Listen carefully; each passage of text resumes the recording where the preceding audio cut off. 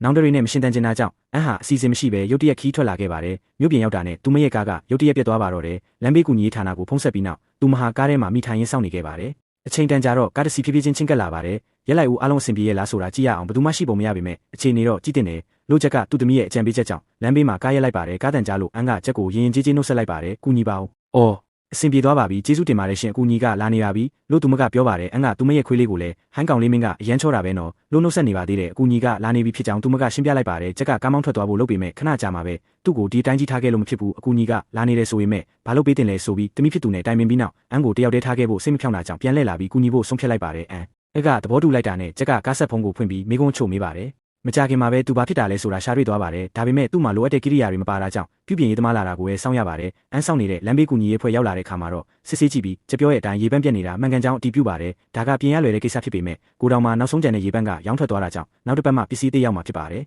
မြို့ထဲကိုပဲကျုံနောက်ကလိုက်ခဲ့ပါကျုပ်ကားနဲ့ခင်များရဲ့ထရက်ကားကိုဟာမိုနီထိတွဲဆွဲသွားပေးမယ်ခင်များလည်းလိုက်ခဲ့လို့ရတယ်ပြီးမှမနေ့ဖြန်ကြမှာနားနေအရင်ကိုလာယူတာပေါ့လို့ချက်ကပြောပါတယ်အဲ့ဒီအချိန်မှာကျဲရဲ့သမီးလေးကမနေ့ဖြန်မှလာသမီးမှာအကြံတစ်ခုရှိတယ်မစ္စတာမက်ကယ်ဝေးရှင်းထရက်ကားကိုဟာမိုနီကိုယူသွားအန်ကတော့ကျမတို့အဖေရဲ့ကားနဲ့ကံပါးကိုတွဲပြီးကျမတို့ခြံကိုလိုက်ခဲ့လို့ရတာပဲအဖေလုပ်ပေးနိုင်တယ်မလားလို့မေးပါတယ်ချက်ကလည်းအင်းရတာပေါ့လို့ပြန်ဖြေပါတယ်အန်ကမြို့ပြရဲ့စူညံတန်တွေကနေဝေးရာကိုထွက်လာတာဖြစ်လို့တခြားမြို့တွေထက်စိုက်ပျိုးရေးခြံတစ်ခုကိုပဲရေးချယ်ခဲ့တာပါကားထဲမှာထိုင်နေတဲ့အဲ့ဒီအချိန်တုန်းကတော့ဒီလိုလိုရှင်းတဲ့ဆုံးဖြတ်ချက်တစ်ခုကသူမရဲ့ဘဝကိုလုံးဝပြောင်းလဲပြလိုက်မယ်လို့အန်မသိခဲ့ပါဘူးကားလေးဟာကျင်းမြောင်းတဲ့တော်လန်လေးတိုင်မောင်းနေလာပြီးနောက်ဆုံးမှာတော့လိုရာခီးကိုရောက်ရှိသွားပါတယ်မိသားစုကိုအမနာစေချင်တာကြောင့်သူမဟာခြံထဲကအလုပ်သမားတွေနားနေတဲ့နေရာနားမှာပဲကံပါးကိုရက်လိုက်ပါတယ်သူတို့ဟာသူမရဲ့ကားကိုပြင်ပေးဖို့ကူညီထားပြီးသားဖြစ်တယ်လို့တဲခိုကိုနေရာပါပေးခဲ့ကြတာပါအရန်ကျေးဇူးတင်ပါတယ်ရှင်တဲခိုကဖြစ်ဘယ်လောက်ပေးရမလဲဟင်လို့အန်ကမေးတော့ချက်ကအဲ့ဒါအတွက်မပူပါနဲ့အေးအေးဆေးဆေးသာနားပါကျုပ်တို့အိမ်ဘက်ခဏသွားလိုက်ဦးမယ်နောက်တနားရီလောက်ဆိုရင်မျက်စာအစင်တင်ဖြစ်ပြီးလာစားခြင်းရင်လာခဲ့ပါဦးလို့ဖိတ်ခေါ်ပါတယ်အဖေနဲ့သမီးစီကနေအကူအညီတွေအများကြီးရထားပြီးပြီဖြစ်လို့အန်ကထက်ပြီးဒုက္ခမပေးချင်တော့ပါဘူးဒါပေမဲ့ကောင်မလေးရဲ့မျောလင်းချက်ပြည့်နဲ့မျက်ဝန်းတွေကိုမြင်တဲ့အခါမှာတော့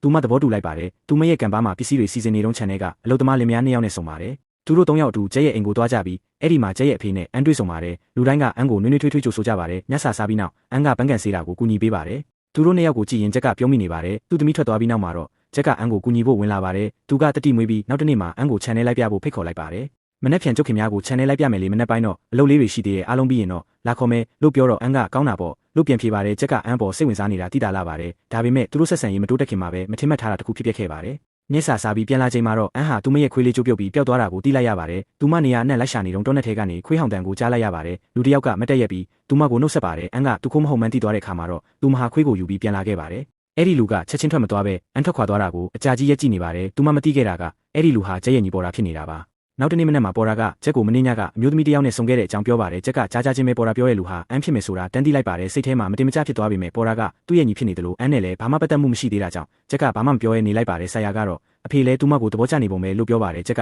ကတကယ်လားလို့မေးတော့ဆရာကဟုတ်တယ်အန်ကတခြားကိုကြည့်နေတဲ့အချိန်မှာအဖေကသူမကိုကြည့်နေတာတမိမြင်နဲ့စိတ်ဝင်စားဖို့ကောင်းတယ်နော်လို့ပြန်ပြောပါတယ်တမိဖြစ်သူကတတိပေးနေပေမဲ့ပေါ်တာကတော့ဒါကိုအလေးနဲ့မထားပါဘူးသူကိုယ်တိုင်အန်ကိုသွားရှာပြီးသူဟာကျဲရဲ့ညီဖြစ်ကြောင်းမိတ်ဆက်ကအတူတူမြင်စီဖို့ဖိတ်ခေါ်ပါတယ်အန်ကပထမတော့ညင်ဖို့လုပ်ပေမဲ့ခဏလေးပဲသွားမှာပါလို့ပေါ်တာကစွတ်ခေါ်နေတာကြောင့်နောက်ဆုံးမှာတော့အန်သဘောတူလိုက်ပါတယ်သူတို့ချိန်ထားတဲ့နေရာကိုသွားတဲ့အခါမှာချက်ကလည်းအဲ့ဒီမှာရှိနေပါတယ်နေကောင်းလားအန်လို့ချက်ကနှုတ်ဆက်ပါတယ်အန်ကဟုတ်ကဲ့ရှင်ချန်ထဲကိုကြည့်ဖို့မျှော်လင့်နေတာလို့ပြောတော့ချက်ကလည်းကျုပ်လည်းပြချင်နေတာမြင်းတွေလည်းအစင်းတင်ပဲသွားကြမလားလို့မေးပါတယ်အဲ့ဒီအချိန်မှာပဲပေါ်တာရောက်လာတာကိုကျမြင်လိုက်ရတော့မျက်နှာပြတ်သွားပါတယ်အခြေအနေမကောင်းတာကိုရိပ်မိသွားတဲ့အန်ကကြက်လုတ်ပြီးရဲ့အထိစောင့်ပြီးမှအားလုံးတူတူသွားဖို့အကြံပြုပါတယ်ပေါ်တာကတော့အဲ့ဒါဆိုရင်အကြာကြီးစောင့်ရလိမ့်မယ်လို့ပြောပေမဲ့ချက်ကတော့ဘာမှပြန်မငင်းပါဘူးဂယူးဆိုင်ဖို့ပဲမှလိုက်ပါတယ်အန်မြင့်ပေါ်တက်တဲ့အချိန်မှာတော့သူမရဲ့ကြောပိုးအိတ်ထဲကတက်ပုံတပုံလွတ်ကျသွားပေမဲ့သူမမသိလိုက်ပါဘူးသူတို့2ယောက်ဟာခဏတာမျက်စိပြီးနောက်မျက်ခင်းပြင်တစ်ခုမှာရပ်နားပါတယ်အန်ကသူမရဲ့ကင်မရာကိုထုတ်ပြီးပတ်ဝန်းကျင်လှပတွေကိုတက်ပုံရိုက်ပါတယ်ပေါ်တာကိုလည်းတက်ပုံတပုံရိုက်ပေးခဲ့ပါတယ်အန်ကမျက်စိတာမကျွမ်းကျင်တာကြောင့်နေမကောင်းတယ်လို့ခံစားလာရပြီးကျန်တဲ့အတူခြံထဲလိုက်ကြည့်ဖို့အစီအစဉ်ပြတ်သွားခဲ့ပါတယ်ချက်ကတော့ဒါကိုတိတ်ဆိတ်ထဲမထားပါဘူးမာဆီယာရှိတာတွေမှာပြီးနောက်အမ်မတော်တဆချထားခဲ့တဲ့တက်ပုံကိုယူပြီးခြံထဲကနေမျက်စိထွက်သွားပါတယ်သူတခုခုကိုရှာနေုံရပါတယ်နောက်တနေ့မနက်မှာအန်ကနေမကောင်းသေးတာကြောင့်မနက်စာစားပွဲကိုမလာနိုင်ပါဘူးညီကို2ယောက်လုံးတိတ်ဆိတ်စွာထိုင်နေကြပါတယ